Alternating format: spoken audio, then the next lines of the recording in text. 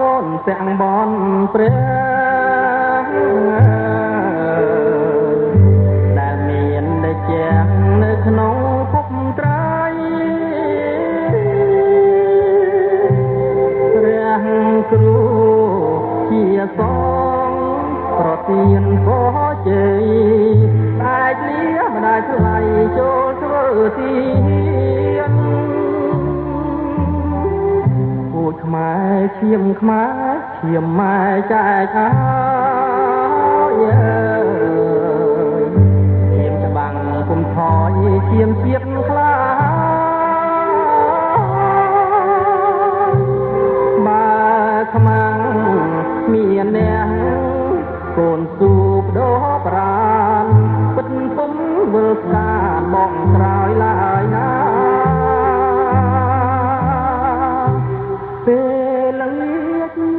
រយំ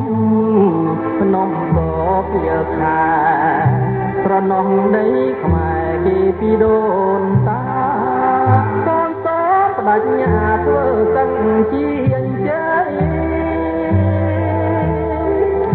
លាម៉ែចេញច្បាំងតតាំងចាក់កាប់កូនពិតពុំស្លាប់ទេអ្នកម្ដាយថ្លៃ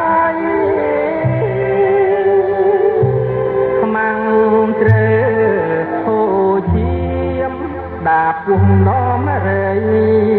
រលាយផែនដីដោយច្បាំងនឹងខ្មែរ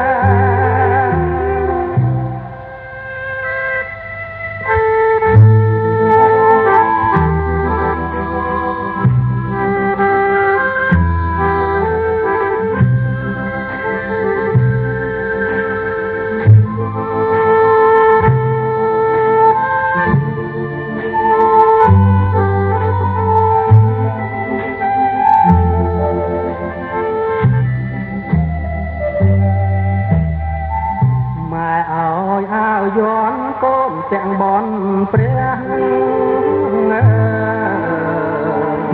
ដែលមានតែជាងនៅក្នុងភពត្រៃ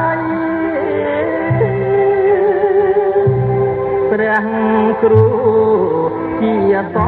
ងប្រទានក៏ជ័យតែលាម្ដាយថ្លៃចូលធ្វើទីខ្មែរឈាមខ្មែរឈាមម៉ែចែកហើយឈាមច្បាំងគុំថយឈាមជាតិខ្លាបើខ្មាំងមានអ្នកកូនស៊ូបដោប្រានពិតពុំវិលស្កាបងក្រោយឡើយណា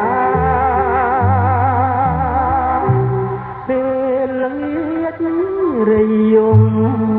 ភ្នំបកជាខាត្រណោះដីខ្មែរគេពីដូនតាកូនតបដញ្ញាធ្វើតាំងជាជ័យលាម៉ែចេញច្បាំងតតាំងចាក់កាប់មើកូនពិតពុំស្លាប់ទេអ្នកម្ដាយថ្លៃត្រូវហូឈាមដាពុំនំរៃរលាយផែនដីដោយ